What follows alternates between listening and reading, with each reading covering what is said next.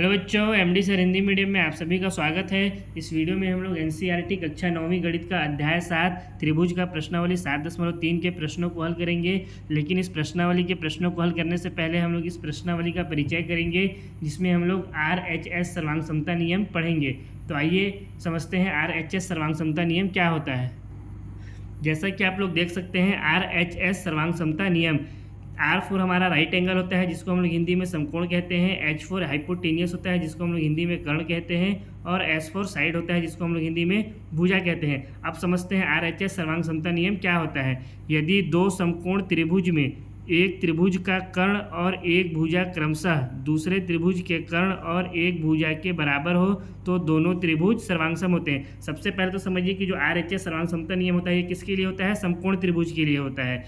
हमारे सामने यहाँ पे दो समकोण त्रिभुज ABC और PQR है। अब इसमें क्या कह रहा है कि एक त्रिभुज का कर्ण और एक भुजा। सबसे पहले तो समझिए कि कर्ण क्या होता है। देखिए, जो समकोण के सामने वाली भुजा होती है वो हमारी क्या होती है, कर्ण होती है। तो त्रिभुज ABC में हमारा समकोण कौन सा है, कोण B है, तो इसके सामने वाली भुजा कौन सी हो गई, AC हो गई। तो ये हमारा क्या हो गया, कर्ण हो गया। इसी तरह से जो हमारा समकोण त्रिभुज PQR है, इसमें समकोण कौन सा है, यानी 90 डिग्री का कोण कौन सा है, हमारा Q है। इसके सामने वाली भुजा कौन सी हो गई, PR। तो ये भी हमारा क्या हो जाएगा, ये हमारा कर्ण हो जाएगा। तब हमको क्या कहता है नियम कि एक त्रिभुज का कर्ण और एक भुजा क्रमशः दूसरे त्रिभुज के कर्ण और एक भुजा के बराबर हो तो दोनों त्रिभुज सर्वांगसम होते हैं। इसका मतलब ये है कि अगर दो हमारे पास समकोण त्रिभुज है, इसमें अगर दोनों त्रिभुजों का कर्ण आपस में बराबर हो, यानी AC हमारा क्या हो, बराबर हो PR के, और कोई एक भुजा, वो भुजा AB भी हो सकती है या BC भी हो सकती है। कोई भी एक भुजा दूसरे त्रिभुज के किसी एक भुजा के PQ या फिर QR के अगर बराबर है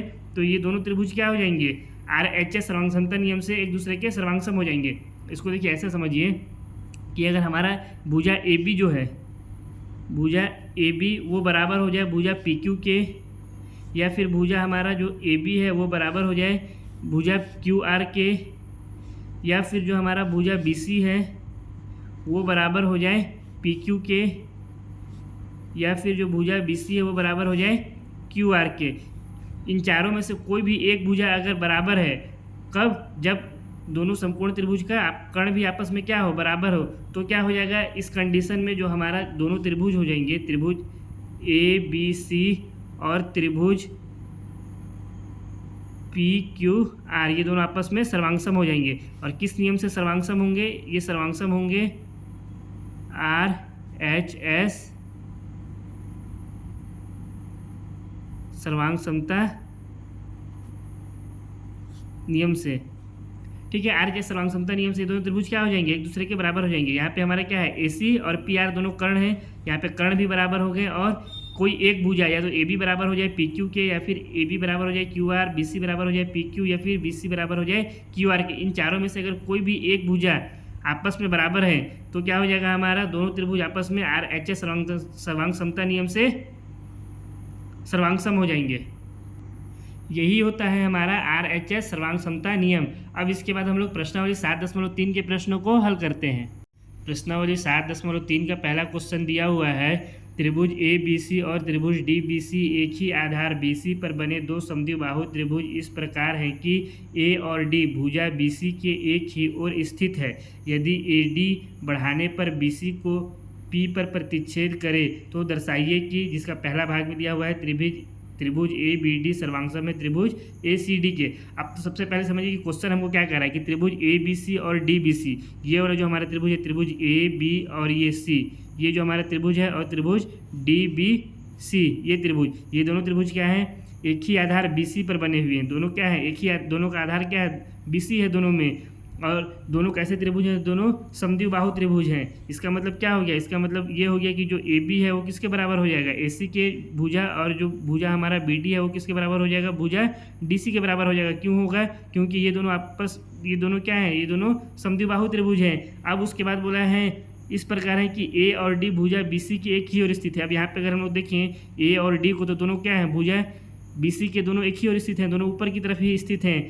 यदि AD बढ़ाने पर BC को P पर प्रतिच्छेद करे, अब ये जो हमारा AD जो ये वाला है, भुजा बोल दीजिए, ये इसको रेखा बोलिए, जो भी, ये क्या है, इसको अगर हम लोग बढ़ाएं और BC में बिंदु P पर प्रतिच्छेद करें तो हमको दर्शाना है कि त्रिभुज ABD सर्वांगसम है त्रिभुज AC डी के।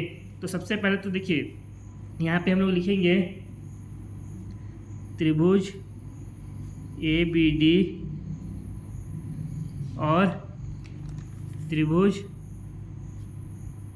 ए सी डी में क्या है कि इन्हीं दोनों त्रिभुज को हम लोग क्या करना है, सर्वांगसम करना है। तो इन दोनों त्रिभुज में हम लोग देखते हैं ए बी और डी, ये वाला त्रिभुज, ये जो हमारा त्रिभुज है, और त्रिभुज ए सी डी, ये त्रिभुज, ये वाला, ये जो हमारा त्रिभुज है, इन दोनों के त्रिभुज में हम लोग देखें तो यहाँ पे हमारा क्या हो जाएगा, जो ए बी है वो बराबर हो जाएगा ए सी के, ये वाला जो भुजा है ये बराबर हो जाएगा ए सी के, और जो हमारा भुजा यहाँ पे बी डी है ये किसके बराबर हो जाएगा, सी डी के बराबर हो जाएगा, बी डी बराबर हो जाएगा सी डी के। ये दोनों एक दूसरे के बराबर क्यों होंगे, इसका कारण भी लिख देते हैं, चूंकि त्रिभुज ए बी डी व त्रिभुज ए सी डी एक समद्विबाहु त्रिभुज है, इसलिए क्या हो जाएंगे, ये दोनों भुजा आपस में एक दूसरे के बराबर हो जाएंगे। अब देखिए त्रिभुज ए बी डी में अगर हम लोग देखें, इस वाले त्रिभुज में, ये ए बी डी में, तो इसमें भी भुजा ए डी आ रहा है, और अगर त्रिभुज हम लोग ए सी डी में भी देखें तो इसमें भी भुजा ए डी आ रहा है, यानी दोनों में ए डी भुजा क्या है, कॉमन है। तो हम लोग यहाँ पे क्या लिख सकते हैं, ए डी बराबर में ए डी, इसका कारण लिख देंगे उभयनिष्ठ भुजा। तो अब देखिए यहाँ पे तीन भुजा आपस में क्या हो गई, एक दूसरे के बराबर हो गई, तो ये क्या हो जाएगा, जो त्रिभुज हमारा ए बी डी है ये क्या हो जाएगा, सर्वांगसम हो जाएगा त्रिभुज ए सी डी के।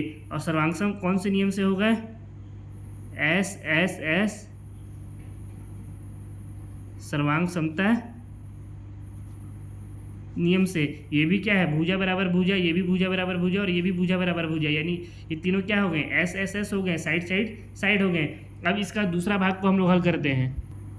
देखिए इसके दूसरे भाग में हमसे कह रहा है कि दर्शाइए त्रिभुज ए बी पी सर्वांगसम है त्रिभुज ए सी पी के। हमारा ये डायग्राम था जिसमें क्या था, ए बी जो भुजा ए बी है वो किसके बराबर थी, भुजा ए सी के, और जो भुजा बी डी है वो किसके बराबर थी, भुजा डी सी के। ये हमारा आकृति था। अब इसमें देखिए त्रिभुज अगर ए बी पी, ये वाला जो हम लोग हमारा त्रिभुज है त्रिभुज ए बी पी, इस त्रिभुज और त्रिभुज ए सी पी, ये जो हमारा त्रिभुज है त्रिभुज ए सी और पी, इन दोनों त्रिभुज को अगर हम लोग देखें तो इसमें से क्या हम लोग को दिखेगा, यहाँ पे लिखता हूँ त्रिभुज ए बी पी और त्रिभुज ए सी पी में, इन दोनों त्रिभुज में अगर हम लोग देखें तो क्या है, ए बी बराबर है भुजा ए सी के, तो हम लोग यहाँ पे लिख सकते हैं ए बी बराबर ए सी। ये कैसे बराबर हुआ, ये दिया है, या फिर इसको आप समद्विबाहु त्रिभुज भी लिख सकते हैं कि त्रिभुज ए बी सी कैसा है, समद्विबाहु त्रिभुज है, इसको दिया है भी लिख दिए हम लोग यहाँ पे।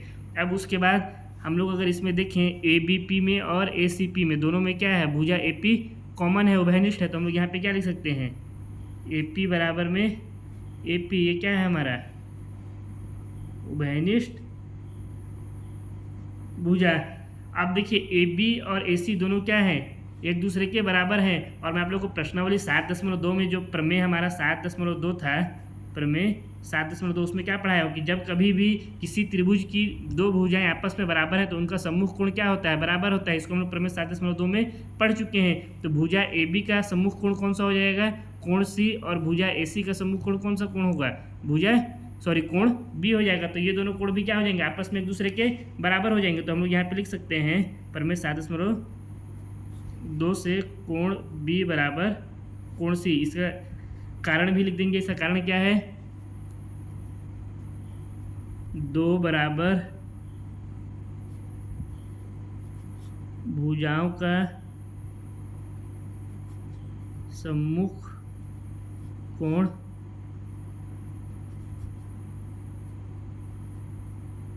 बराबर होते हैं। इसको हम लोग प्रश्नावली 7.2 में पढ़ चुके हैं। अब देखिए यहाँ पे भुजा बराबर भुजा, भुजा बराबर भुजा और कोण बराबर कोण है। तो इस स्थिति में जो हमारा त्रिभुज ए बी पी है वो क्या हो जाएगा, सर्वांगसम हो जाएगा त्रिभुज ए सी पी के। और ये कौन से नियम से सर्वांगसम हुआ है, ये सर्वांगसम हुआ एस ए एस सर्वांग समता नियम से। यही हमको प्रूफ करना था, जो कि हमारा क्या हो गया, यहाँ पे प्रूव्ड हो गया। अब इसके बाद हम लोग क्वेश्चन नंबर 1 का तीसरे वाले भाग को हल करते हैं। क्वेश्चन नंबर 1 का तीसरा भाग में हमको प्रूफ करना है कि AP कोण A और D दोनों को समद्विभाजित करता है। यानी जो हमारा रेखा AP है इस आकृति में ये क्या कर रहा है, कोण A और कोण D दोनों को समद्विभाजित कर रहा है। देखिए पहले तो यहाँ पे जो हमारा आकृति है इसमें क्या है, ये पूरा कोण A है और इसी तरह से यहाँ पे जो पूरा कोण है ये क्या है, कोण D है। अब अगर इसमें से अगर हम लोग कोण A से रेखा AP को गुजारेंगे तो क्या करेगा, AP जो रेखा है कोण A को दो भागों में विभाजित कर देगा। एक भाग को हम लोग मान लेते हैं कोण X और दूसरे कोण को मान लेते हैं कोण Y। इसी तरह से जब हम लोग रेखा AP को कोण D से जब गुजारेंगे तो क्या होगा, इस कोण D को भी दो भागों में विभाजित कर देगा रेखा। पहले कोण को हम लोग मान लेते हैं कोण A और दूसरे कोण को मान लेते हैं कोण B। अब अगर हम लोग कोण X बराबर कोण Y प्रूफ कर देंगे, मतलब कोण X बराबर अगर कोण Y प्रूफ कर देंगे तो हम लोग का तो ये प्रूफ हो जाएगा कि जो AP रेखा है वो क्या कर रहा है, एक कोण A को समद्विभाजित कर रहा है। हमको यही पे तो ये बोला है कि AP कोण A और D दोनों को समद्विभाजित कर रहा है। यानी अगर हम लोग X बराबर Y प्रूफ कर दे तो क्या हो जाएगा, AP कोण A को समद्विभाजित करता है यानी दो बराबर भागों में बांटता है। इसी तरह से अगर हम लोग कोण A बराबर कोण B अगर प्रूफ कर देंगे तो इसका मतलब क्या हो जाएगा कि जो रेखा AP है वो क्या कर रहा है, कोण D को भी समद्विभाजित कर रहा है। तो हम लोग क्या करना पड़ेगा, कोण X बराबर कोण Y और कोण A बराबर कोण B प्रूफ करना पड़ेगा। तो इसके लिए तो देखिए जो हम लोग पहले वाले भाग में जो हम लोग हल किए थे, जो प्रूफ किए थे, क्या प्रूफ किए थे, त्रिभुज ABD सर्वांगसम था किसके, त्रिभुज ACD के। इसको हम लोग पहले वाले भाग में प्रूफ कर चुके हैं। ये जो हमारा त्रिभुज था ABD, ये वाला त्रिभुज ABD और त्रिभुज ACD, ये दोनों क्या थे, एक दूसरे के सर्वांगसम थे। अगर ये दोनों त्रिभुज एक दूसरे के सर्वांगसम हैं तो हम लोग ये प्रूफ नहीं कर सकते हैं कि जो हमारा कोण BAD बनेगा वो बराबर होगा कोण CAD के। यानी जो हमारा कोण ये है वाला है BAD, यहाँ पे ये जो कोण है हमारा BA और D, ये कोण और CAD, ये दोनों कोण क्या हो जाएंगे, आपस में एक दूसरे के बराबर होंगे। क्यों होंगे, CPT नियम से, CPT नियम से कैसे बराबर होंगे, देखिए अब इसका क्रम भी देख लीजिए, 1 2 3 था, ये भी 1 2 3। अगर यहाँ पे हम लोग चेक करें क्रम के अनुसार तो B का कौन सा क्रम है, दूसरा, A का क्रम है पहला और D का क्रम है तीसरा। यहाँ पे भी अगर देखें तो क्या हो जाएगा, C का क्रम है यहाँ पे दूसरा, A का क्रम है पहला और D का क्रम है तीसरा। 2 1 3 2 1 3। जो सर्वांगसम त्रिभुज होते हैं उसके संगत भाग या संगत कोण आपस में क्या होते हैं, बराबर होते हैं। तो ये हमारा प्रूफ हो गया। अब यहाँ पे अगर हम देखें तो BAD कौन सा कोण है, BAD कोण X है, तो हम लोग BAD की जगह पे क्या लिख सकते हैं, कोण X। और इसी तरह से CAD की जगह पे क्या लिख सकते हैं, CAD कौन सा कोण है हमारा यहाँ पे, कोण Y है। तो कोण X इसके बराबर हो गया, कोण Y के बराबर हो गया। हमको यही तो यहाँ पे प्रूफ करना था। अब हम लोग यहाँ पे लिख सकते हैं, अतः AP कोण A को समद्विभाजित करता है। अब हमको क्या प्रूफ करना है, कोण A बराबर है कोण B के। तो इससे फिर क्या हो जाएगा, हमारा प्रूफ हो जाएगा कि AP कोण D को भी क्या कर रहा है, समद्विभाजित कर रहा है। तो इसके लिए देखिए हम लोग क्या करेंगे, त्रिभुज BDP और त्रिभुज CDP, इन दोनों को अगर आपस में हम लोग सर्वांगसम सिद्ध कर देंगे तो क्या हो जाएगा, CPCD से कोण A बराबर कोण B हो जाएगा। तो इसके लिए हम लोग यहाँ पे लिखते हैं, अगेन त्रिभुज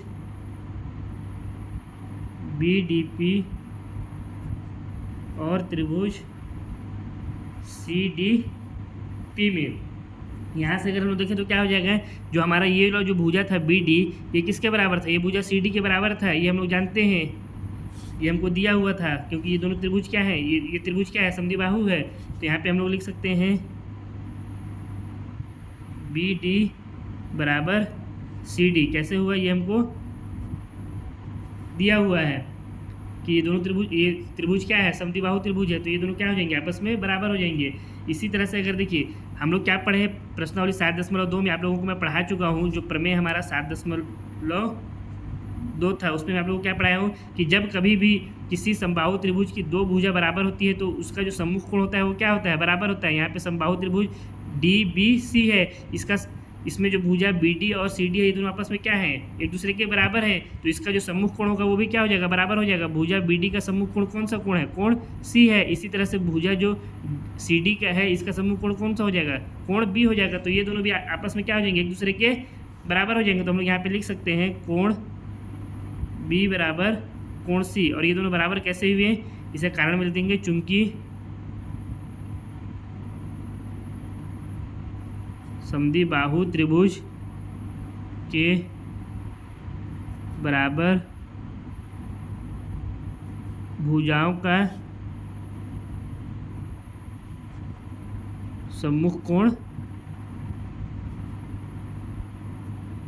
बराबर होता है। ये कहाँ से हमको मालूम चला है? ये मालूम चला है हमको प्रमेय 7.2 से, जो कि हमारा प्रश्नावली 7.2 में दिया हुआ था। अब इसके बाद देखिए त्रिभुज जो हमारा BDP है इसमें भी DP भुज आ रहा है, और जो CDP है इसमें भी DP भुज आ रहा है। तो हम लोग क्या लिख सकते हैं यहाँ से? DP बराबर DP लिख सकते हैं। ये कैसे बराबर हुआ? चूंकि ये क्या है?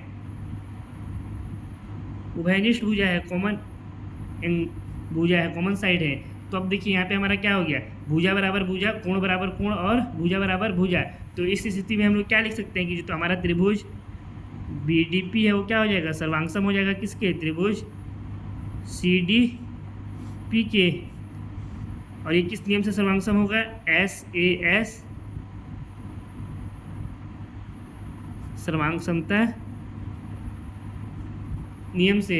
अब देखिए अगर ये दोनों त्रिभुज एक दूसरे के सर्वांगसम हो जाएंगे तो यहाँ पे जो हमारा इस त्रिभुज में देखिए तो जो कोण हमारा BDP होगा, ये वाला जो कोण होगा, और कोण CDP, ये दोनों भी CPCD से क्या हो जाएंगे? आपस में बराबर हो जाएंगे। तो इसको हम लोग यहाँ पे लिख सकते हैं, इसलिए कोण BDP बराबर कोण CDP।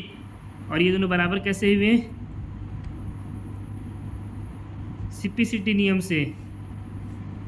जो हमारा कोण BDP है वो कौन सा कोण है? अगर इस त्रिभुज में हम लोग देखें तो कोण जो BDP है वो कौन सा कोण है? कोण A है। और कोण CDP कौन सा कोण है? कोण B है। तो इसकी जगह पे हम लोग क्या लिख सकते हैं? कोण A और कोण B। यहाँ से हम लोग लिख सकते हैं कोण A बराबर कोण B, जो कि हमको यही प्रूफ करना था। इससे क्या प्रूफ हो गया हमारा? इससे प्रूफ हो गया कि जो AP है रेखा है वो क्या कर रहा है? कोण D को समद्विभाजित कर रहा है, यानी दो बराबर भागों में बांट रहा है। तो हम लोग का क्या प्रूफ हो गया? हम लोग का प्रूफ हो गया सबसे पहले तो हम लोग प्रूफ किए कि AP कोण A को समद्विभाजित कर रहा है। उसके बाद हम लोग प्रूफ किए AP कोण D को समद्विभाजित कर रहा है। तो हम लोग यहाँ पे लिख सकते हैं, अतः AP कोण A व D दोनों को समद्विभाजित कर रहा है। यही हमको क्या करना था? प्रूफ करना था, जो कि हमारा क्या हो गया? प्रूव्ड हो गया। अब इसके बाद क्वेश्चन नंबर 1 का एक आखिरी भाग बचा हुआ है, उसको भी हम लोग हल करते हैं। क्वेश्चन नंबर 1 के चौथे वाले भाग में हम लोग को प्रूफ करना है कि AP रेखाखंड BC का लंब समद्विभाजक है। यानी जो हमारा ये AP है, ये रेखाखंड BC जो है हमारा, ऐसा क्या है? लंब समद्विभाजक। समद्विभाजक आप लोग जानते ही हैं किसको कहते हैं? जो दो बराबर भागों में बांटता है। यानी जो AP है वो क्या कर रहा है? BC को दो बराबर भागों में बांट रहा है। हमको क्या प्रूफ करना है? पहले तो कि BP बराबर है PC के। अगर हम लोग ये प्रूफ कर दिए तो क्या हो जाएगा कि AP BC का समद्विभाजक है। अब यहाँ पे हमको क्या बोला है? लंब समद्विभाजक। तो लंब का मतलब क्या होता है? 90 डिग्री का कोण। इसका मतलब क्या हुआ है कि ये जो AP है ये BC के ऊपर क्या कर रहा है? इस तरफ भी एक जो कोण बना रहा है ये भी कितना है? 90 डिग्री है। और इस तरफ भी जो कोण बना रहा है वो भी कितना है? 90 डिग्री का है। कि जब भी हम लोग अगर किसी हम रेखा के ऊपर अगर कोई लंब डालते हैं तो क्या होता है? दोनों और उसके क्या बनता है? 90 डिग्री का कोण बनता है। तो हमको ये प्रूफ करना है। इसको मान लेते हैं कोण 1 नाम दे देते हैं और इसको कोण 2 नाम देते हैं। तो हम लोग अगर प्रूफ कर दिए कि कोण 1 और कोण 2 बराबर 90 डिग्री और BP बराबर PC, तो हमारा क्या हो जाएगा? प्रूफ हो जाएगा कि AP रेखाखंड BC का लंब समद्विभाजक है। आइए इसको हल करते हैं। देखिए सबसे पहले तो इसको हम लोग हल कैसे करेंगे? जो हम लोग का भी जो तीसरा वाला भाग हल किए इस क्वेश्चन का, उसमें हम लोग क्या प्रूफ किए कि जो त्रिभुज BDP था वो क्या था? सर्वांगसम था त्रिभुज CDP के। इसको हम लोग प्रूफ कर चुके हैं कि जो हमारा त्रिभुज BDP था ये किसके सर्वांगसम था? CDP के। इसको हम लोग प्रूफ कर चुके हैं। कहाँ से? तीसरे वाले भाग से इसका। तो इससे क्या हो जाएगा? इससे हमारा CPCD अगर नियम लगाएं तो BP CP के बराबर हो जाएगा। यहाँ पे हम लोग क्या लिख सकते हैं? BP बराबर CPCD से इसका इस अगर सर्वांगसम त्रिभुज का अगर हम CPCD लगाएं तो BP बराबर CP हो जाएगा। देखिए यहाँ पे अगर क्रम से भी देखें तो 1 2 3 और ये भी 1 2 3। B का क्रम कितना है? 1 है। और P का क्रम 3 है। यहाँ पे भी C का क्रम कितना है? 1 और P का क्रम 3 है। 1 3 1 3, यानी ये दोनों जो संगत भुजाएं हैं क्या होंगी, आपस में एक दूसरे के बराबर होंगी CPCT नियम से। तो पहला वाला भाग जो हमारा था वो तो हम लोग क्या कर दिए, प्रूफ कर चुके हैं कि BP बराबर PC है, यानी क्या है, AP रेखाखंड BC का समद्वि भाजक है। अब हम लोग क्या प्रूफ करना है कि इसका लंब भी है, यानी जो ये कोण बन रहा है वो कितना कितना डिग्री का बन रहा है, 90 डिग्री का बन रहा है। तो इसीलिए हम लोग फिर अगेन करेंगे आगे, अगेन इसको मान लेते हैं हम लोग समीकरण नंबर 1 है ना। जो हमारा ये त्रिभुज है BDP क्या है, सर्वांगसम है त्रिभुज CDP के। ये जो हमारा त्रिभुज है BDP किसके सर्वांगसम था, CDP के। तो अगर CPCT से हम लोग देखें तो जो हमारा BPD और CPD ये दोनों जो कोण होंगे वो भी क्या होंगे, एक दूसरे के बराबर होंगे। तो हम लोग यहाँ पे लिखते हैं कोण BPD ये बराबर हो जाएगा कोण CPD के। कैसे बराबर होगा, CPCT नियम से। जबकि ये दोनों त्रिभुज अगर एक दूसरे के सर्वांगसम है तो CPCT नियम से क्या होगा, ये जो इसका जो संगत कोण है वो भी एक दूसरे के बराबर होगा। तो ये कहाँ से हमारा क्या हो गया, BPD और CPD दोनों एक दूसरे के बराबर हो गया। अब BPD जो हमारा कोण है उसको हम लोग कितना माने हैं, 1 माने हैं। BPD यानी ये वाला जो कोण है इसको हम लोग कितना माने हैं, 1। इसी तरह से CPD में जो कोण हमारा यहाँ पे बन रहा है उसको कितना माने हैं, 2। तो हम लोग BPD की जगह पे क्या लिख सकते हैं, कोण 1 बराबर में CPD की जगह में लिख देंगे कोण 2। तो हमारा यहाँ से क्या गया, कोण 1 बराबर कोण 2। इसको मान लेते हैं हम लोग समीकरण नंबर 2। अब हम लोग क्या प्रूफ करना है कि ये दोनों कोण का वैल्यू कितना है, 90 डिग्री है। तो ये क्या हो जाएगा, लंब हो जाएगा। अब इसके लिए देखिए, अगर यहाँ पे हम लोग कोण 1 प्लस कोण 2 करें, कोण 1 प्लस कोण 2 करें तो कितना हो जाएगा, 180 डिग्री हो जाएगा। और कोण 1 प्लस कोण 2 180 डिग्री कैसे हुआ, ये हमारा हुआ रैखिक युग्म से। इसको आप लोग मैं प्रश्नावली 6.1 में पढ़ा चुका हूँ रैखिक युग्म में कि यदि एक किरण एक रेखा पर खड़ी हो, यानी एक किरण जो है वो ये वाला किरण हो गया, ये एक रेखा पर खड़ा होगा तो इसका जो आसन कोण बनेगा उनका योग कितना हो जाएगा, आसन कोण यहाँ पे कौन सा हो गया, कोण 1 और कोण 2, इसका योग कितना हो जाएगा, 180 अंश हो जाएगा। इसको आप लोगों को मैं प्रश्नावली 6.1 में पढ़ा चुका हूँ। बहुत सारा चीज़ क्या है हम लोग को पीछे से रिलेट करके चलना पड़ता है, इसलिए आप लोगों को पीछे वाला भी याद रहना चाहिए, ठीक है। अगर ये आप लोगों को ये ध्यान में नहीं होगा तो आप लोग प्रश्नावली 6.1 में से इसको देख सकते हैं। तो हमारा कोण 1 प्लस कोण 2 कितना हो गया, 180 डिग्री। अब यहाँ पे अगर हम लोग क्या कर सकते हैं, कोण 1 प्लस कोण 2 की जगह कितना लिख सकते हैं, कोण 1 लिख सकते हैं समीकरण 2 में, क्योंकि दोनों कोण क्या थे, एक दूसरे के बराबर थे। तो कोण 2 की जगह पे कितना लिख देते हैं, कोण 1 बराबर कितना हो जाएगा, 180 डिग्री। क्यों बराबर हुए, क्योंकि हम लोग क्या है, कोण 1 बराबर है कोण 2 के, इसलिए कोण 2 की जगह पे कोण 1 लिख दिए। अब कोण 1 प्लस कोण 1 कितना हो गया, 2 कोण 1 बराबर कितना हो गया, 180 डिग्री। यहाँ से 2 को हम लोग इधर गुणा में इधर ले जाएंगे तो भाग में आ जाएगा, तो कितना हो जाएगा, कोण 1 बराबर 180 बटा में 2 हो गया। इधर गुणा में था, इधर आकर के भाग में हो गया, 2 से 180 कट जाएगा 90 बार में। तो कोण 1 का वैल्यू कितना आया, 90 डिग्री आ गया। कोण 1 और कोण 2 दोनों क्या है, एक दूसरे के बराबर हैं, इसलिए कोण 2 का वैल्यू भी कितना आ जाएगा, 90 डिग्री आ जाएगा।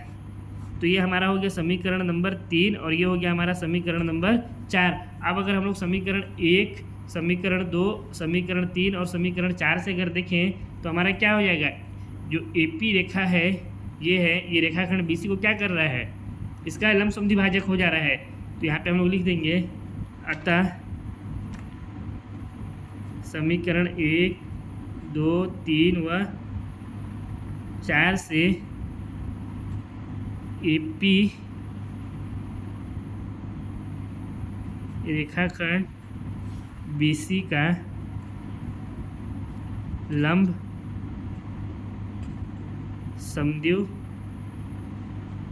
भाजक है। ये क्या हो गया, हमारा प्रूफ हो गया, हमको यही प्रूफ करना था, ठीक है। इसी के साथ क्वेश्चन नंबर 1 समाप्त होता है। हम लोग क्वेश्चन नंबर 2 को हल करते हैं। क्वेश्चन नंबर 2 में दिया हुआ है AD एक समद्विबाहु त्रिभुज ABC का एक शीर्षलंब है जिसमें AB बराबर AC है। दर्शाइए कि AD रेखाखंड BC को समद्विभाजित करता है।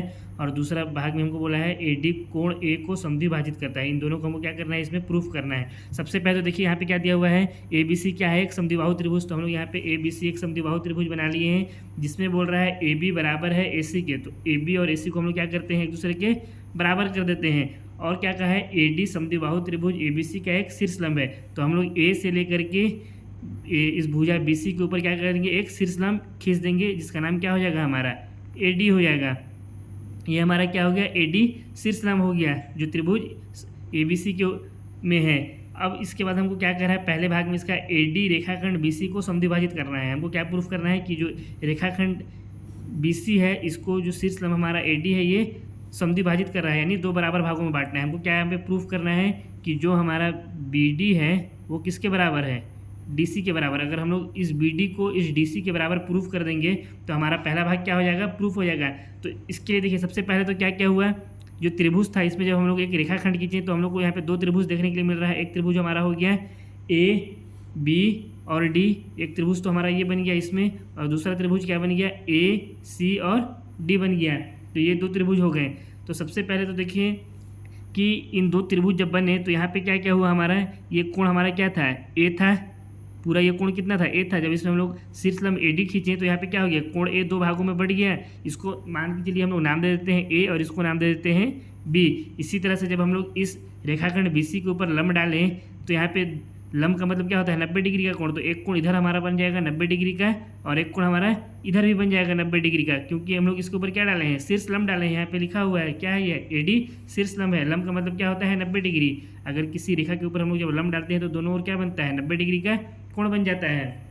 तो वही यहाँ पे हुआ। तो हम लोग अगर इस त्रिभुज में ABD और ACD इन दोनों को अगर हम लोग सर्वांगसम प्रूफ कर दें तो CPCD से क्या हो जाएगा, ये जो हमारा जो BD है ये DC के बराबर हो जाएगा। आइए सबसे पहले वाले भाग को हल करते हैं। पहले वाले भाग में हम लोग लिखते हैं त्रिभुज, पहले वाले भाग के लिए, ठीक है, त्रिभुज ABD और त्रिभुज ACD में, इन दोनों त्रिभुज में अगर हम लोग देखें तो क्या है, AB और AC एक दूसरे के बराबर है, ये हमको दिया हुआ है। तो हम लोग यहाँ पे लिखते हैं AB बराबर AC। ये बराबर कैसे हुआ है, क्योंकि ये हमको दिया हुआ है। अब उसके बाद अगर हम लोग देखें तो यहाँ पे क्या है, त्रिभुज ABD में भी AD भुज आ रहा है और त्रिभुज ACD में भी AD भुज आ रहा है। दोनों में क्या है, ये कॉमन है। तो हम लोग यहाँ पे लिख सकते हैं AD बराबर AD। कैसे ये बराबर हुआ, क्योंकि ये क्या है, उभयनिष्ठ भुजा है। अब देखिए जो हमारा यहाँ पे जो कोण है ये वाला ADB, ये वाला कोण, इसको हम लोग नाम दे देते हैं X। क्या नाम दे देते हैं, X। और इस कोण को नाम दे देते हैं Y। तो जो कोण X है और कोण Y है दोनों त्रिभुज में, ये दोनों भी क्या होंगे, एक दूसरे के बराबर होंगे, क्योंकि ये दोनों क्या है, दोनों 90-90 डिग्री हैं। जो हमारा यहाँ पे कोण ADB ये वाला जो कोण बन रहा है ये भी कितना है, 90 डिग्री। और इसमें ADC ये वाला इस त्रिभुज में जो कोण बन रहा है ये भी कितना है, 90 डिग्री। तो ये दोनों कोण क्या होंगे, एक दूसरे के बराबर होंगे। तो हम लोग इसको X और Y अगर नाम दे देंगे तो यहाँ पे क्या हो जाएगा, हमारा कोण X बराबर हो जाएगा कोण Y के। कैसे बराबर हुआ, क्योंकि कोण X बराबर कोण Y दोनों कितना है, 90 डिग्री है, इसलिए ये दोनों भी क्या हो जाएंगे, बराबर हो जाएंगे। अब देखिए ये हमारा जो कोण X है और कोण Y है ये क्या है, 90 डिग्री है, यानी कैसा है, समकोण त्रिभुज है। ये दोनों कोण X और कोण Y है, ये दोनों तो समकोण त्रिभुज है। और हम लोग क्या जानते हैं कि जो समकोण रहता है उसके सामने वाला जो भुजा रहता है वो क्या रहता है, कर्ण रहता है। तो इस अगर X के सामने वाला जो भुजा है AB ये क्या हो जाएगा, हमारा कर्ण हो जाएगा। इसी तरह से यहाँ पे जो कोण Y है इसके सामने वाला जो भुजा है AC ये भी क्या हो जाएगा, कर्ण हो जाएगा। तो ये हमारा AB और AC क्या हो गए, ये दोनों कर्ण हो गए, यानी ये क्या हो गया हमारा हाइपोटेनियस। और X और Y हमारा क्या हो गया, ये समकोण हो गया, जिसको हम इंग्लिश में क्या बोलते हैं, राइट एंगल बोलते हैं। और ये जो AD है ये क्या हो गया, इसका एक भुजा हो गया, यानी साइड। भुजा को हम इंग्लिश में क्या बोलते हैं, साइड बोलते हैं। तो अगर हम लोग यहाँ पे देखें तो R यानी राइट एंगल भी एक दूसरे के बराबर है, एक उसका एक भुजा भी एक दूसरे के बराबर है और कर्ण भी एक दूसरे के बराबर है। तो ये दोनों त्रिभुज एक दूसरे के क्या हो जाएंगे, सर्वांगसम हो जाएंगे। त्रिभुज ABD और त्रिभुज ACD ये दोनों क्या हो जाएंगे, दोनों एक दूसरे के सर्वांगसम। और किस नियम से ये लोग सर्वांगसम होंगे, RHS सर्वांग समता नियम से। RHS सर्वांग समता नियम में क्या होता है कि अगर कोई दो समकोण त्रिभुज है और उनका अगर कर्ण आपस में एक दूसरे के बराबर है, कोई एक भुजा बराबर है, तो दोनों त्रिभुज क्या होते हैं, एक दूसरे के सर्वांगसम होते हैं। तो यहाँ पे हमारा क्या हो गया, इस नियम से त्रिभुज ABD और त्रिभुज ACD दोनों एक दूसरे के सर्वांगसम हो गए। अब अगर त्रिभुज ABD और ACD एक दूसरे के सर्वांगसम हो गए हैं, ये त्रिभुज और ये दोनों त्रिभुज एक दूसरे के सर्वांगसम हो गए हैं, तो हम लोग यहाँ से BD बराबर CD नहीं लिख सकते हैं CPCT से, CPCT नियम से BD बराबर हम लोग क्या लिख सकते हैं, BD बराबर सी डी। अब देखिए यहाँ पे जो ए बी डी का क्रम है क्या है 1 2 3, अगर हम लोग चेक करें तो, और ए सी डी का क्रम 1 2 3, बी और डी का क्रम कितना है 2 और 3, सी और डी का क्रम कितना है 2 और 3। तो ये दोनों क्या हो जाएंगे एक दूसरे के बराबर हो जाएंगे, क्योंकि सर्वांगसम त्रिभुज की संगत भाग क्या होते हैं एक दूसरे के बराबर होते हैं। तो पहला वाला भाग हमारा क्या हो गया प्रूव्ड हो गया। हम लोग यहाँ पे लिख भी देंगे, अतः ए डी रेखाखंड BC को समद्विभाजित करता है। ये हमारा पहला भाग हो गया। अब इसके दूसरे वाले भाग को हल करते हैं। दूसरे वाले भाग में क्या बोला है AD कोण A को समद्विभाजित करता है, यानी जो हमारा AD है ये क्या कर रहा है कोण A को 2 बराबर भागों में बांट रहा है। हमको यहाँ पे क्या प्रूफ करना पड़ेगा कि जो कोण A है वो किसके बराबर है कोण B के। अगर हम लोग ये प्रूफ कर दिए तो इससे क्या प्रूफ हो जाएगा कि AD कोण A को समद्विभाजित कर रहा है, यानी 2 बराबर भागों में बांट रहा है। ये इसको भी अब हल करते हैं। इसके लिए देखिए कुछ नहीं करना है, हम लोग क्या प्रूफ किए हैं कि ABD त्रिभुज सर्वांगसम किसके है ACD के। तो यहाँ से अगर हम लोग देखें तो जो हमारा कोण BAD है वो कोण CAD के बराबर नहीं हो जाएगा। इसको अगर हम लोग इस तरह से लिखें दूसरे वाले भाग के लिए ना, कोण BAD ये क्या हो जाएगा बराबर हो जाएगा किसके कोण CAD के बराबर हो जाएगा। कैसे हो जाएगा CPCT से, क्योंकि हम लोग यहाँ पे क्या प्रूफ कर चुके हैं ABD और ACD दोनों एक दूसरे के बराबर सर्वांगसम है। इसको हम लोग लिख देते हैं CPCT से। देखिए 1 2 3 क्रम था ABD का, यहाँ पे देखिए B का कौन सा क्रम है 2, A का 1 और D का 3। यहाँ पे C का क्रम कौन सा है दूसरा है, A का क्रम पहला है और D का क्रम तीसरा है, यानी दोनों कोण एक दूसरे के क्या हो गए संगत कोण हो गए। और संगत कोण क्या होते हैं एक दूसरे के बराबर होते हैं जब दो त्रिभुज आपस में सर्वांगसम होते हैं। तो BAD और CAD दोनों क्या हो जाएंगे एक दूसरे के बराबर हो जाएंगे। अब देखिए BAD ये कौन सा कोण है कोण A है, और CAD ये कौन सा कोण है कोण B। तो हम लोग इसकी जगह पे क्या लिख सकते हैं कोण A बराबर कोण B, या इसकी जगह पे हम लोग यहाँ पे लिख सकते हैं या कोण A बराबर कोण B। तो यह हम लोग को प्रूफ करना था, जो कि हम लोग का क्या हो गया प्रूफ हो गया। हम लोग नीचे लिख देंगे, अतः AD कोण A को समद्विभाजित करता है। यही क्या हो गया इसका आंसर हो गया, प्रूफ हो गया ये। अब हम लोग क्वेश्चन नंबर 3 को हल करते हैं। क्वेश्चन नंबर 3 में दिया हुआ है एक त्रिभुज ABC की 2 भुजाएं AB और BC तथा माध्यिका AM क्रमशः दूसरे त्रिभुज की भुजाएं PQ और QR तथा माध्यिका PN के बराबर है। हमको यहाँ पे 2 त्रिभुज दिया हुआ है, एक है ABC और दूसरा है PQR। इसमें हमको क्या बोला है पहला त्रिभुज का भुजा AB और BC दूसरे त्रिभुज की भुजा PQ और QR के बराबर है, यानी जो AB है ये PQ के बराबर है और जो भुजा BC है ये पूरा ये किसके बराबर है QR के बराबर। अब आप लोग यहाँ पे कंफ्यूज मत होइएगा कि सर यहाँ पे तो जो हम लोग निशान लगाए हैं 2 लकीर खींचे हैं तो B और M के बीच में खींचे हैं, ये जो लकीर हम लोग खींचे हैं ये इस पूरे BC रेखा के लिए खींचे हैं, ठीक है। इसी तरह से यहाँ पे जो QR के लिए ये जो हम लोग निशान लगाए हैं 2 लकीर खींचे हैं ये क्या है पूरे QR के लिए, ठीक है। इसमें आप लोग कन्फ्यूज़ मत होइएगा। तो ये भुजा और ये भुजा बराबर है, ये भुजा और ये भुजा बराबर है। उसी तरह से हमको क्या बोल रहा है माध्यिका AM और माध्यिका PN भी क्या है बराबर है। ये इसका जो माध्यिका है AM और ये माध्यिका PN ये दोनों भी क्या है दोनों एक दूसरे के बराबर है। माध्यिका क्या होता है जो किसी चीज़ को 2 बराबर भागों में बांट देता है। अब ये अगर इसका माध्यिका है तो इस BC में अगर माध्यिका अगर हम AM देखेंगे तो ये क्या हो जाएगा BM और CM दोनों एक दूसरे के या MC एक दूसरे के बराबर हो जाएंगे। तो सबसे पहले तो देखिए हम लोग को जो जो दिया हुआ है उसको लिख लेंगे। अच्छा इसके बाद हमको क्या बोल रहा है दर्शाइए कि पहला नंबर में बोल रहा है कि त्रिभुज ABM सर्वांगसम है त्रिभुज PQN के। जो हमारा त्रिभुज ABM है ये वाला त्रिभुज ये किसके सर्वांगसम है त्रिभुज PQ और N के। इस त्रिभुज के क्या है सर्वांगसम। तो सबसे पहले तो हम लोग यहाँ पे लिखते हैं पहला नंबर डाल करके दिया है क्या क्या दिया है AB किसके बराबर है PQ के,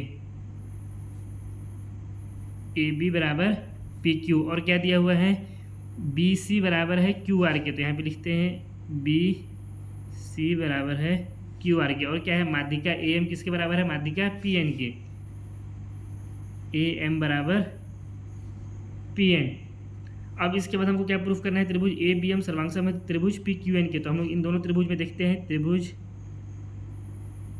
ABM और त्रिभुज PQN में इन दोनों त्रिभुज में अगर हम लोग देखें तो क्या है इसका भुजा AB और इसका भुजा PQ एक दूसरे के बराबर है।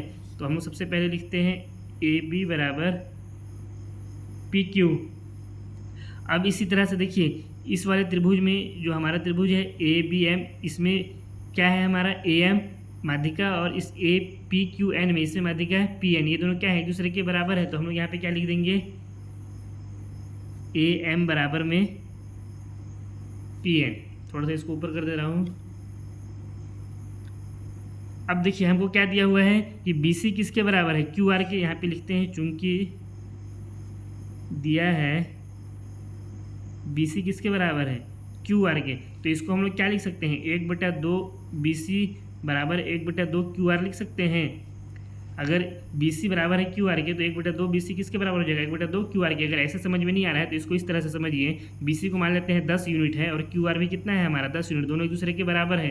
तो इसको हम लोग इस तरह से लिख सकते हैं 1/2 गुणा में 10 बराबर 1/2 गुणा 10। ये कितना आ जाएगा, अगर इसको हम लोग देखें तो 1/2 10, ये 2 से कट जाएगा 5 बार में, और ये भी कितना 2 से कट जाएगा 5 बार में, यानी 5 बराबर 5। तो आधा हमेशा क्या होता है, आधा हमेशा एक दूसरे के बराबर होता है। तो इसको हम लोग लिख दिए 1/2 बी सी बराबर 1/2 क्यू आर। अब जो आधा है बी सी, यानी इस बी सी का जो आधा भाग है वो कौन सा है, ये पूरा बी सी था, इसका आधा क्या हो जाएगा हमारा बी एम हो जाएगा, क्योंकि जो ए एम है ये क्या है, इसका माध्यिका है, यानी इसको 2 बराबर भागों में बांट रहे हैं। तो बी सी का आधा क्या हो जाएगा बी एम, तो हम लोग बी सी के आधा के जगह पे क्या लिख सकते हैं, बी एम लिख सकते हैं। इसी तरह से क्यू आर के आधा के जगह पे ये जो पूरा क्यू आर था इसका आधा क्या हो जाएगा, क्यू एन हो जाएगा। तो हम लोग यहाँ पे क्या लिख देंगे, क्यू एन लिख देंगे।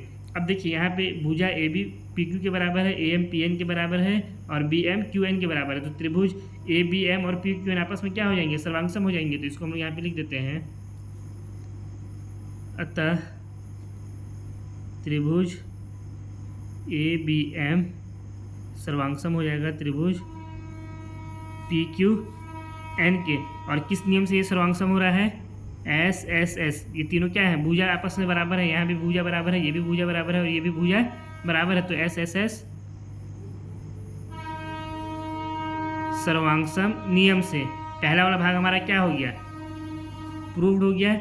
अब इसके बाद दूसरे वाले भाग में हमको क्या दिया हुआ है, त्रिभुज ए बी सी को सर्वांगसम करना है त्रिभुज पी क्यू आर के, यानी ये जो पूरा हमारा त्रिभुज है ए बी सी, इस त्रिभुज को हमको किसके सर्वांगसम प्रूफ करना है, पी क्यू आर के। तो इन दोनों त्रिभुज में हम लोग देख लेते हैं, इसको मैं 1 मिनट में ड्राइंग को यहीं पे बना लेता हूँ, या आकृति को मैं यहाँ पे बना लिया हूँ। अब हम लोग को दूसरे वाले भाग में क्या प्रूफ करना है कि त्रिभुज ए बी सी सर्वांगसम है त्रिभुज पी क्यू आर के, हम लोग को यही प्रूफ करना है। तो अब देखिए इन दोनों त्रिभुज में अगर हम लोग देखें त्रिभुज ए बी सी और त्रिभुज पी क्यू आर में, तो क्या हो जाएगा, यहाँ से जो भुजा ए बी है ये किसके बराबर है, भुजा पी क्यू के बराबर है। तो हम लोग यहाँ पे क्या लिख सकते हैं, ए बी बराबर भुजा पी क्यू।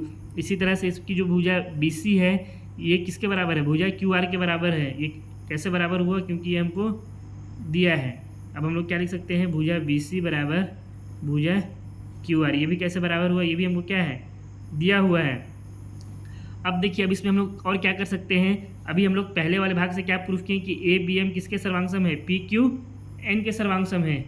यानी ये वाला जो हमारा त्रिभुज था ए बी एम ये किसके सर्वांगसम था, पी क्यू एन के सर्वांगसम था। तो यहाँ से जो ए बी एम वाला जो कोण हो जाएगा, ये कोण जो होगा ये किसके सर्वांगसम हो जाएगा, पी क्यू एन के सर्वांगसम हो जाएगा सिप्पीसिटी से। इसको मैं यहाँ पे लिख भी देता हूँ, चूँकि पहले वाले भाग से हम लोग क्या प्रूफ कर चुके हैं, त्रिभुज ए बी त्रिभुज ए बी एम सर्वांगसम है त्रिभुज पी क्यू एन के। इसको हम लोग प्रूफ कर चुके हैं पहले वाले भाग से। इसलिए क्या हो जाएगा, जो हमारा कोण है ए बी एम ये किसके बराबर हो जाएगा, कोण पी क्यू एन के बराबर हो जाएगा सी पी सी टी से, सी पी सी टी से। ये पी क्यू एन ये वाला जो कोण है और ये कोण है, ये दोनों आपस में क्या हो जाएंगे, बराबर हो जाएंगे। तो अब देखिए हमारे पास यहाँ पे भुजा बराबर भुजा हो गया, भुजा बराबर भुजा और कोण बराबर कोण। तो ये दोनों त्रिभुज आपस में क्या हो जाएंगे, दोनों एक दूसरे के सर्वांगसम हो जाएंगे। तो हम लोग यहाँ पे लिख देते हैं, अतः त्रिभुज ए बी सी सर्वांगसम हो जाएगा त्रिभुज पी क्यू आर के। और किस नियम से सर्वांगसम होगा, ये हमारा सर्वांगसम होगा एस ए एस, भुजा कोण भुजा, सर्वांग समता नियम से। इसका दूसरा भाग भी हमारा क्या हो गया, प्रूव्ड हो गया। इसी के साथ क्वेश्चन नंबर 3 समाप्त होता है। हम लोग क्वेश्चन नंबर 4 को हल करते हैं। क्वेश्चन नंबर 4 में दिया हुआ है बी ई और सी एफ एक त्रिभुज ए बी सी के दो बराबर शीर्ष लंब हैं। आर एच एस सर्वांग समता नियम का प्रयोग करके सिद्ध कीजिए कि त्रिभुज ए बी सी एक समद्विबाहु त्रिभुज है। तो इसमें तो देखिए सबसे पहले हम लोग रचना करेंगे। क्या रचना करेंगे कि हम लोग पहले एक त्रिभुज बनाएंगे ए बी सी, जिसमें बी ई और सी एफ दो क्या होंगे, शीर्ष लंब होंगे। तो सबसे पहले ये हम लोग अपना रचना कर लेते हैं और आकृति को बना लेते हैं। देखिए प्रश्नानुसार हम लोग आकृति बना लिए हैं। ए बी सी एक त्रिभुज है जिसमें बी ई और सी एफ क्या है, इसके शीर्ष लंब है। तो हम लोग यहाँ पे लिख भी देते हैं रचना में हम लोग क्या क्या किए हैं। ए बी सी एक त्रिभुज है जहाँ बी ई और सी एफ क्या है, बी ई और सी एफ शीर्ष लंब है। शीर्ष से निकलने वाला जो लंब होता है वो क्या होता है, शीर्ष लंब हो जाता है। अब इसमें हमको क्या दिया हुआ है, देखिए बी ई और सी एफ एक त्रिभुज के दो बराबर शीर्ष लंब है, यानी ये जो शीर्ष लंब है बी ई और सी एफ ये दोनों क्या है, आपस में बराबर है। तो हम लोग को यहाँ पे दिया हुआ है, दिया है बी ई बराबर सी एफ। तो हम लोग क्या करेंगे, बी ई और सी एफ को दोनों को आपस में बराबर कर देंगे। अब हम लोग को इसमें प्रूफ क्या करना है कि ए बी सी एक समद्विबाहु त्रिभुज है। तो हम लोग यहाँ पे लिखते हैं सिद्ध करना है ये त्रिभुज समद्विबाहु त्रिभुज कब होगा, जब ए बी बराबर हो जाएगा ए सी के, यानी इसकी दो भुजाएं आपस में बराबर हो जाएंगे। तो त्रिभुज क्या प्रूफ हो जाएगा कि एक समद्विबाहु त्रिभुज है। तो हम लोग को सिद्ध करना है ए बी, ये जो भुजा है ये किसके बराबर है, भुजा ए सी के बराबर है। तो ये ऑटोमेटिक प्रूफ हो जाएगा कि त्रिभुज ए बी सी क्या है, समद्विबाहु त्रिभुज है। तो इसके लिए देखिए हम लोग क्या करेंगे, सबसे पहले जब हम लोग यहाँ पे जब शीर्ष लंब डालें भुजा बी ई में, तो इसमें क्या बनेगा, 90 डिग्री का कोण बनेगा। जब भी हम लोग क्या डालते हैं, लंब डालते हैं किसी भी रेखा में, तो क्या होता है 90 डिग्री का कोण बनता है दोनों तरफ। तो एक तो यहाँ पे कोण बन गया और एक यहाँ पे कोण बन गया। ये दोनों कैसे कितना डिग्री का है, दोनों 90 डिग्री का है। उसी तरह से जब सी एफ जब शीर्ष लंब डालें भुजा ए बी में, तो यहाँ पे भी क्या बनेगा, दो लंब बन जाए, सॉरी दो कोण बन जाएगा 90 डिग्री का, ठीक है। अब इसके बाद देखिए त्रिभुज बी ई सी, ये वाला जो हमारा त्रिभुज है बी ई और ये सी, इस त्रिभुज और सी एफ बी, अगर इन दोनों त्रिभुज की अगर हम लोग बात करें तो यहाँ पे मैं लिखता हूँ त्रिभुज बी ई सी और त्रिभुज सी एफ बी में, अगर इन दोनों त्रिभुज में हम लोग देखें तो क्या है, हम लोग को दिया हुआ है बी ई बराबर है सी एफ के। तो हम लोग यहाँ पे क्या लिख सकते हैं, बी ई बराबर सी एफ। कैसे ये बराबर हुआ, क्योंकि हमको क्या है, दिया हुआ है। उसी तरह से अगर हम लोग देखें त्रिभुज बी ई सी में, इसमें भी क्या आ रहा है, बी सी आ रहा है। और त्रिभुज सी एफ बी में, इसमें भी कौन सा भुजा आ रहा है, बी सी भुजा आ रहा है। इन दोनों में भुजा जो बी सी है वो क्या है, उभयनिष्ठ है, कॉमन है। तो हम लोग यहाँ पे क्या लिख सकते हैं, बी सी बराबर सी बी। इसका कारण क्या हो जाएगा, उभयनिष्ठ भुजा। अब आप लोग बोलेंगे यहाँ पे हम लोग सी बी पहले क्यों लिखे, बी सी क्यों नहीं लिखे, क्योंकि यहाँ पे जो सी का क्रम है वो पहले है और बी वाले का क्रम बाद में, इसलिए हम लोग इसमें सी और बी लिखे हैं, पहले सी को फिर बाद में बी को लिखे हैं। अब यहाँ पे देखिए जो हमारा ये जो कोण है, कोण ई, ये वाला सी बी ई, सी ई बी, ये जो कोण है, और जो कोण हमारा इसमें ये बी एफ सी, ये दोनों कोण क्या है, आपस में एक दूसरे के बराबर है, दोनों 90 डिग्री के हैं। तो इसको हम लोग यहाँ पे क्या लिख सकते हैं, इसको थोड़ा सा ऊपर कर दे रहा हूँ, कोण बी ई सी बराबर कोण सी एफ बी। ये जो हमारा कोण है बी ई सी, ये वाला कोण, और ये सी एफ बी, ये वाला कोण, ये दोनों आपस में क्या होंगे, दोनों एक दूसरे के बराबर होंगे। क्यों बराबर होंगे, इसका कारण क्या हो जाएगा, चूंकि दोनों क्या हैं, चूंकि दोनों 90 डिग्री हैं, दोनों लंब इसमें डाले गए हैं ना दोनों भुजाओं में, तो ये दोनों कितने होंगे, 90 डिग्री होंगे। तो इसलिए ये दोनों क्या हो जाएंगे, बराबर हो जाएंगे। अब देखिए यहाँ पे जो हमारा ये जो कोण है बी ई सी और सी एफ बी, ये दोनों कोण कितना है, 90 डिग्री का है, यानी ये क्या है, हमारा राइट एंगल है, समकोण है। तो यहाँ पे ये हमारा क्या हो गया, राइट एंगल हो गया, समकोण। और जो समकोण के जो सामने वाला भुजा होता है वो क्या होता है, कर्ण होता है। तो यहाँ पे इसकी जो कोण है इसके सामने वाला भुजा क्या है, ये बी सी है। इसी तरह से जो यहाँ पे कोण है इसके सामने वाला भुजा क्या है, इसके सामने वाला भुजा भी बी सी है। तो ये क्या हो जाएगा, हमारा जो बी सी और सी बी, ये क्या हो गया, हमारा कर्ण। कर्ण को हम लोग क्या बोलते हैं, हाइपोटेनियस। और जो हमारा बी ई और सी एफ है, ये दोनों क्या हो गए, इसके भुजा हो गए, यानी साइड हो गए। तो यहाँ पे अगर हम देखें तो आर एच एस सर्वांग समता नियम से ये दोनों त्रिभुज आपस में क्या हो जाएंगे, एक दूसरे के सर्वांग सम हो जाएंगे। तो हम लोग यहाँ पे लिख सकते हैं, अतः त्रिभुज BEC सर्वांगसम है त्रिभुज CFB के। और कौन से नियम से सर्वांगसम है ये दोनों? RHS सर्वांग समता नियम से। हम लोग को यही प्रूफ करना था कि RHS सर्वांग समता नियम से, जो हमारा प्रश्न है इसमें हमको क्या दिया हुआ है, प्रूफ करना है RHS सर्वांगता नियम से कि ABC क्या है, समद्विबाहु त्रिभुज। अभी हम लोग क्या किए हैं, RHS सर्वांग समता नियम से प्रूफ किए हैं कि BEC और CFB एक दूसरे के सर्वांगसम हैं। तो अब इसके आगे अगर देखिए तो हम लोग यहाँ पे क्या कर सकते हैं, अगर इस आकृति में हम लोग देखें तो इसमें जो हमारा कोण है CB और E, ये वाला जो हमारा कोण है, और इसी तरह से जो हमारा कोण है BCF, यहाँ से BC और F, ये वाला कोण, ये दोनों कोण CPCT से क्या हो जाएंगे, एक दूसरे के बराबर हो जाएंगे, क्योंकि ये दोनों त्रिभुज एक दूसरे के बराबर हैं। तो हम लोग इसको क्या लिख सकते हैं,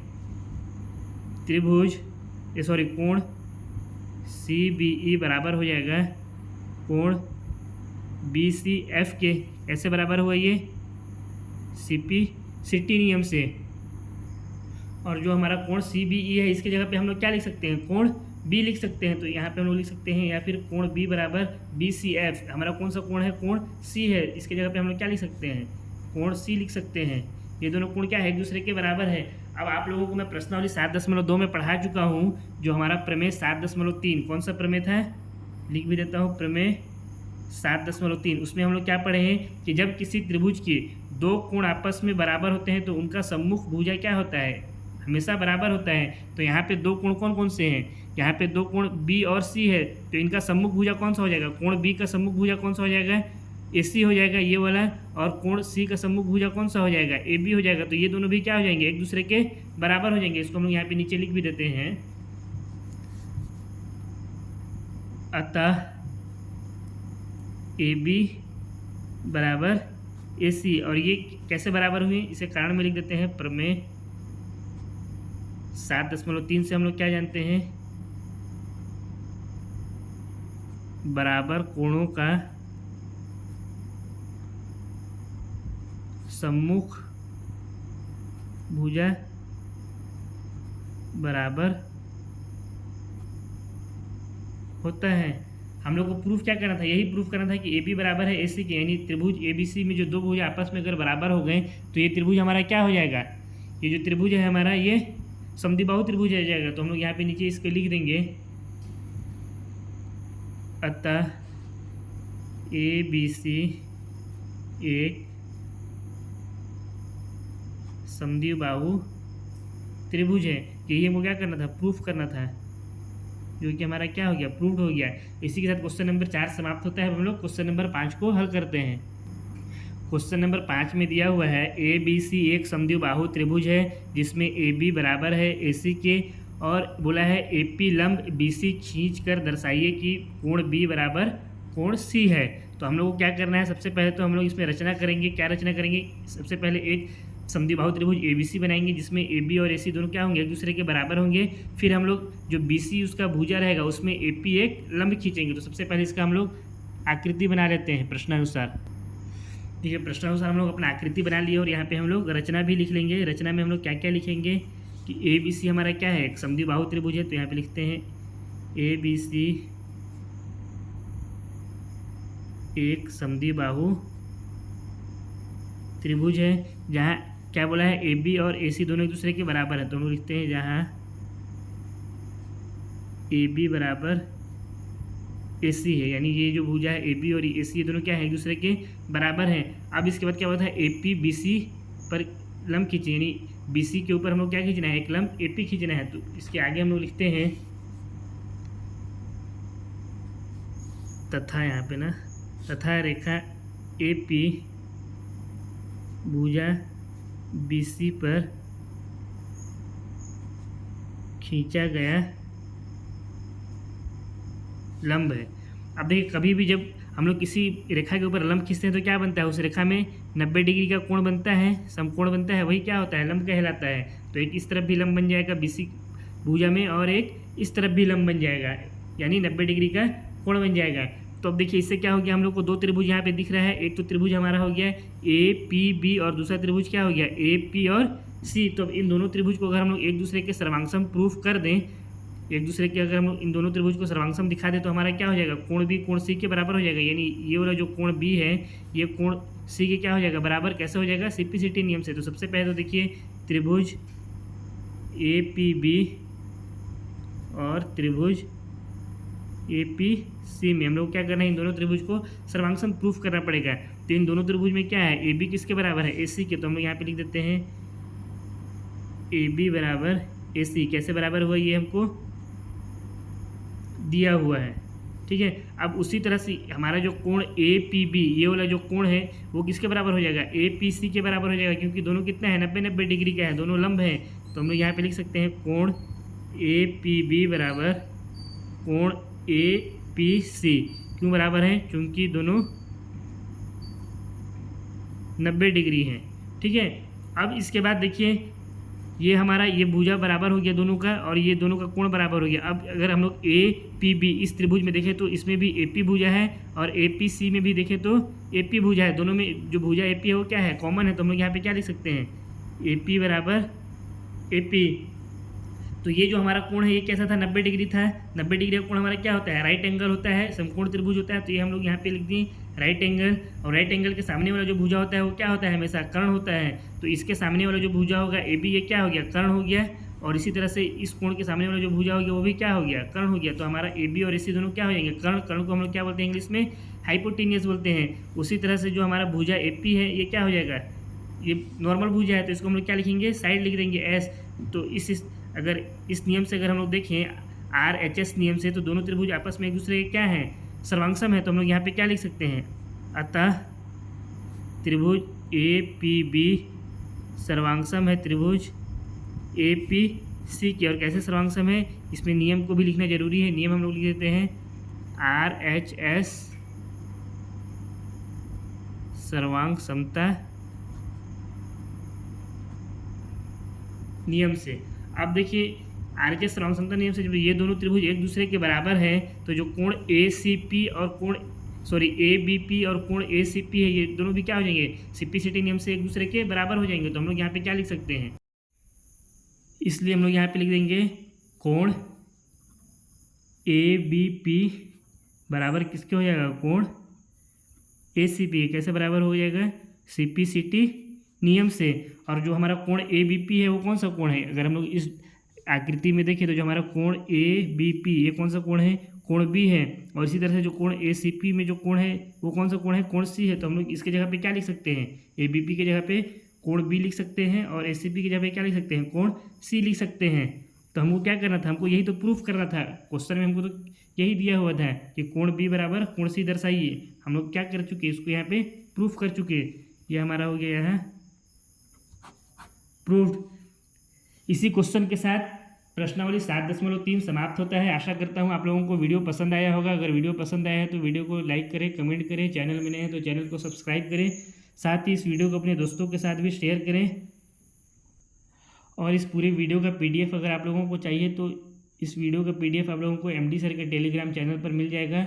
आप लोग टेलीग्राम चैनल ज्वाइन कर सकते हैं, जिसका लिंक आप लोगों को डिस्क्रिप्शन बॉक्स में दिया हुआ है। अब बहुत जल्द हम लोग नए अध्याय में बिल्कुल नए कॉन्सेप्ट के साथ मिलते हैं। तब तक के लिए बेस्ट ऑफ लक।